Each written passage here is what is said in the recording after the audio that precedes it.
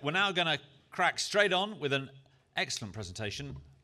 Special guest speaker from Beiersdorf, Dr. Manuela Köhler, and she's going to be telling you about how they are formulating cosmetics, or why they are formulating cosmetics with ingredients based on secondary raw materials. Dr. Köhler, please. Thank you. Thanks for the kind introduction. And today I will share with you why formulating with secondary raw materials and cosmetics not just an option, but essential for a future-proofed and resilient feedstock portfolio, hence raw material portfolio and product portfolio. So this is today's journey. A quick disclaimer, this is a very rich topic and quite complex. 20 minutes is a challenge, so I will focus on raw materials. I will focus on biomass, and here and there I have to simplify and cluster things. So who are we? This is Beiersdorf, a global company rooted in Hamburg since 1882, with our beloved and well-known brands globally. And as a global company, you have a global footprint, and that comes with responsibility, and it comes with complexity. Complexity requires collaboration, and that's the first message I would like to convey. We have to work together because this is the only way how we can create and accelerate meaningful change, the change that we need in the industry. We are committed to net zero in 2045, and our pathway is also validated by the Science Based Targets Initiative. And that makes sure that everything that we do is future-oriented and science-based. So we have to act early.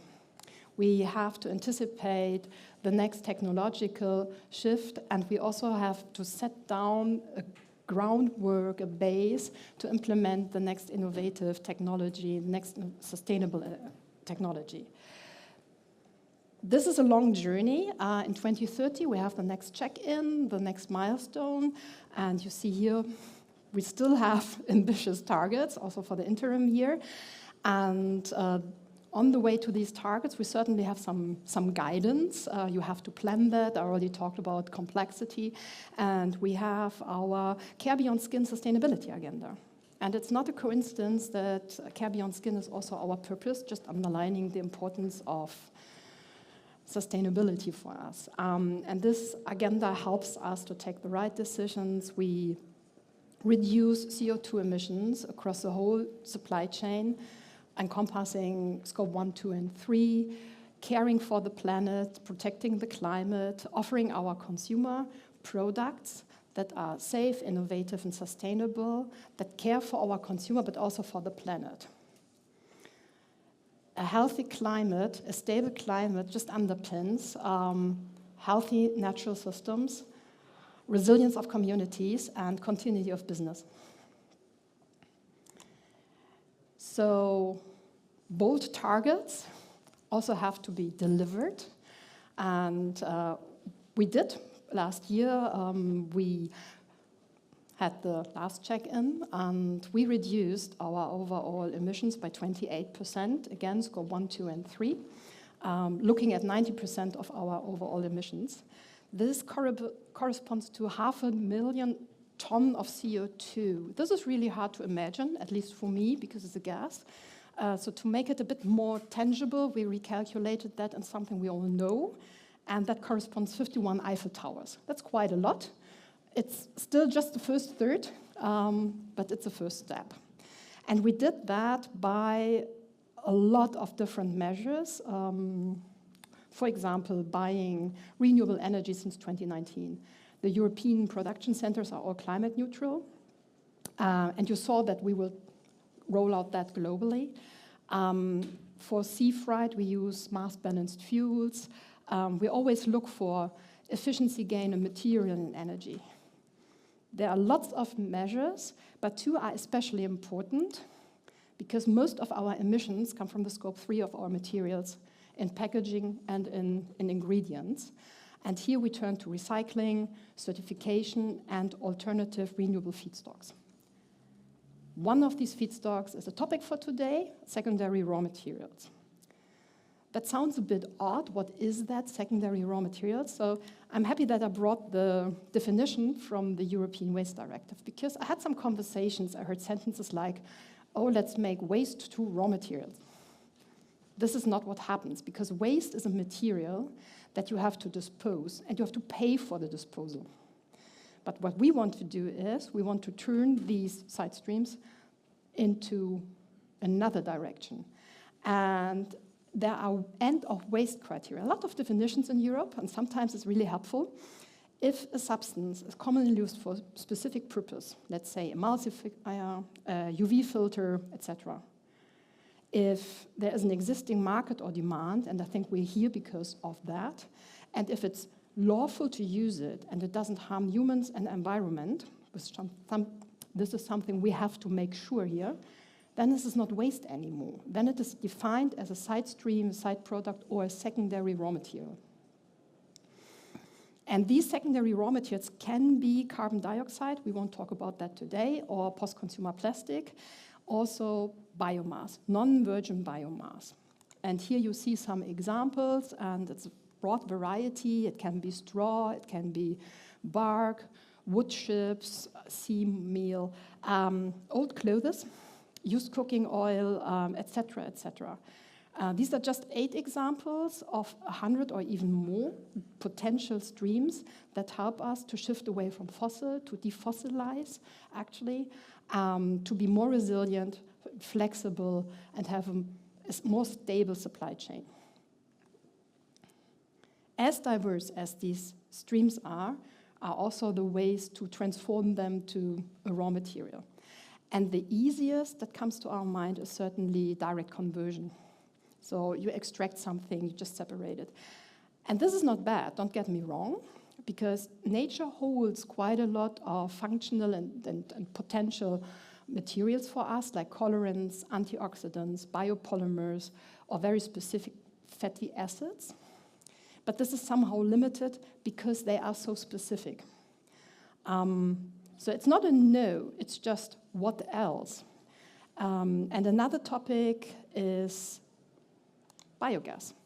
So anaerobic digestion of biomass leading to a mixture of CO2 and methane that can be used for heating and electricity, that can be also upgraded, separated into CO2 and methane. The CO2 can be steered into CCU, and the methane can be used as fuel, which is not bad, but I would prefer to put it into the grid and to use it as a feedstock for raw materials.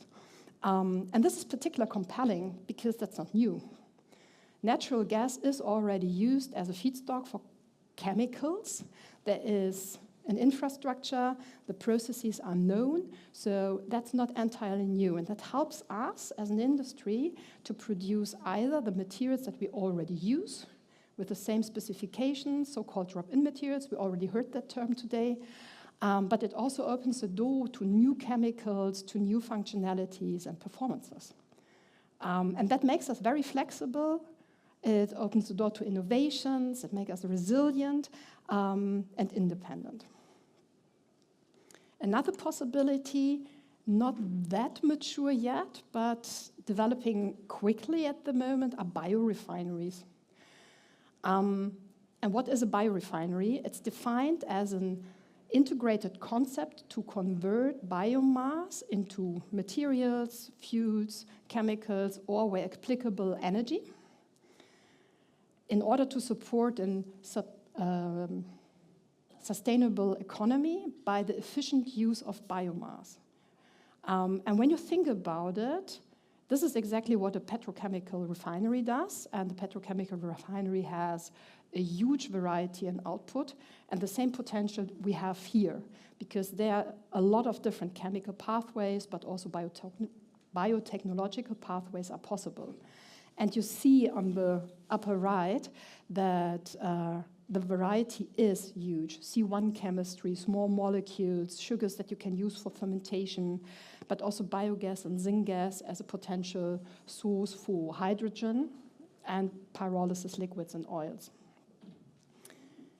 And the third is more a cluster, thermochemical processes like pyrolysis, gasification, and HTL, and what they all have in common, that with high temperature, often under pressure, in the absence of oxygen or with really fine-tuned amount of oxygen, you can decompose carbon-containing feedstocks, biomass like sewage sludge, solid municipal waste, all the streams that I already showed to you, into energy carriers and intermediates like methane, naphtha, pyrolysis oil, etc., etc. And now latest at this point, we see a pattern, because these are intermediates, and these intermediates are already used in the chemical industry, and they can be fed very early in the upstream processes. And all the follow-up chemistry benefits from the better feedstock. And this is, in my opinion, the reason why secondary raw materials are so interesting, because we can just use partially the infrastructure and the processes. Not everything needs to be developed newly. And yes, all the materials that you saw on the upper right side, we don't use them in cosmetics or in other industries that are represented here. But that can be converted to interesting raw materials. And this won't be a chemistry 101, don't worry. But let's pick some examples. So syngas can easily be converted into hydrocarbons with Fischer-Tropsch reaction. This is a very old process, and we all use hydrocarbons, and they're hard to replace. There are some possibilities already on the market, but hard to replace. Especially in cosmetics, using unpolar oils has benefits. Syngas can be converted to ethanol. Ethanol is interesting. You can convert it into ethene that can be polymerized to polyethylene. It can be epoxidized, and then we have access to PAC. There is a Lebedev process that enables us to even access a C4 body 1,3-butadiene. And this is very important in a minute, to be honest. Syngas can offer us access to hydrogen. And in the first moment, we think hydrogen is everywhere, but we all use nitrogen-based materials, and the access is normally via ammonia. And at the moment, ammonia is fossil because there's not enough green, sustainable hydrogen available. So in the future, it opens the door to more sustainable ammonia. And last but not least, syngas can be converted into methanol, which is a very powerful intermediate, which is already used in the chemical industry. Around 80% of the methanol in the industry is going at the moment into chemicals, another drop-in possibility, and you can access quite a lot of materials. Metathesis reaction offers us the possibility to get aromatics, which is its challenge with other feedstocks, and we use that. Aromatics are in perfume compounds, they are in UV filters, and some emollients, antioxidants. You can also access olefins, which are often on the very top of petrochemical flowcharts, and other building blocks like isopropanol and acetic acid. Methanol has one drawback: you can't access C4 bodies, but that's why I emphasized so much that you can do it with ethanol. And with biogas and pyrolysis liquids, you just see the same terms and the same names. So what we see here is that we can technically exchange the fossil feedstock by secondary raw materials. I don't believe that this is a solution. I believe in a diverse feedstock portfolio in the future, but this is one key pillar. So that sounds good, too good to be true. And yes, every transformation has challenges. And we have challenges, because I mentioned existing processes. I mentioned infrastructure can be reused, but there are some parts that are still low in the TRL, because you have to pre-treat these streams. Sometimes you have to dry them. You have to get out contaminants that might poison your catalyst. You probably have to cut them into smaller pieces to have a more even distribution in the size. You have to get out metal parts when we talk about solid municipal waste. So a lot of pretreatment is needed. And also these processes need kind of a constant input stream. And that still needs development and investment. These feedstocks are available, only limited. First of all, the planet is limited in how much biomass at the moment it can produce. Another problem comes with the next point: limited regulatory support, which would be worth an own presentation, to be honest, but just to highlight some topics. There's a huge competition with other industries, and the Renewable Energy Directive, energy and fuel is highly incentivized when you use biomass, and that creates a competition for the material usage. And when you look at the quota that in some industries are already existing, we're going into a scarcity. So availability is a topic. Complexity is going up when we use more streams, and this is always a challenge to deal with for all of us. Some topics that I mentioned also have an impact on price. And the last point is also very important. We have to use renewable energy for these processes, otherwise we don't get the benefit. And especially hydrogen production needs a lot of energy, so here it is especially important that we have access to renewable energy. That was kind of a downer, but there's a good reason to follow up these technologies and to invest, because, and that's the reason why I started with our net zero target, there is a potential in reduction in the emission. So this is a possibility to go down to become net zero. It contributes to circular economy, which undoubtedly is a key factor for business already now. We are in a difficult economic situation, so seeing that this offers new markets, jobs, and business models is a highlight, is something that we need. I see synergies with other targets. So in Europe, we want to reduce landfill, and the solution is to burn it. That creates CO2.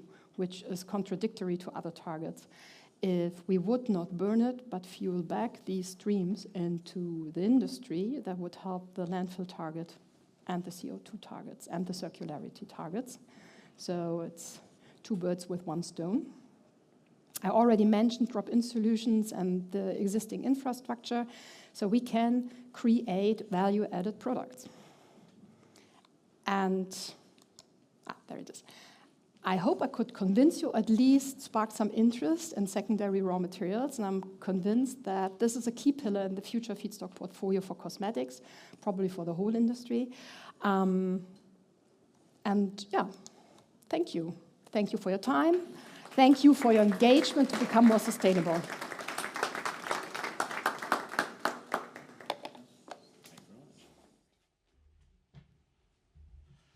Thank you very much, Manuela. Ooh, that gave me a little shock there. That's very exciting. Okay. We have some time, actually. We could take a question. Can we use one of these mics? Does anyone have a question? Question in the middle here.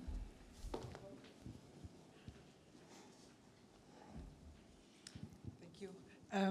Thank you for your explanation. How would all these targets and all these activities influence your margins, or the pricing of your final products, and what would be the final decision? Would you, if it becomes more expensive, would you then still do it? Is your sustainability goal higher than your commercial goal? How does it work in your company? That's a very complex question. 2.5 minutes. The sustainability goal is not negotiable for us. So we certainly will carry on with that, even if the prices are a challenge, and they are. And what we try, and I think we're quite good at the moment, and I hope we can carry on like that, is finding clever solutions and also finding measures. So what we do is often to look at, if we take this material and implement it, what's the on-top cost, but what's also the cost-benefit ratio. So how much CO2 do you save with the usage of a certain material, and how much does it cost? So kind of a CO2 cost. And we use that a lot to decide which things to do first and which things to do later, to find a way to balance that. Certainly a company can absorb partially extra costs, because you can't pass on everything to the consumer, but actually also a little bit needs to be passed on. So it's a balanced situation. Hopefully we can carry on like that. Prices are developing in a very difficult direction, and I think everyone here can relate with that. And the politics in some countries are absolutely not helpful and supportive, but this is the way like we go, and we keep our target in mind. It's super important for us. It belongs to our company and to our brands. Thank you very much. You mentioned the importance of collaboration. How can companies, people might have seen opportunities to join with you on this journey, how can they get in touch? The last slide had a QR code. If you took it, that's the way to get in contact with me, or you just talk with me during a lunch break. And our email address is very simple. It's always given name, past name @beiersdorf.com. So if you remember my name, you can just write me an email. It's probably the easiest. Thank you. Thank you very much. Big round of applause.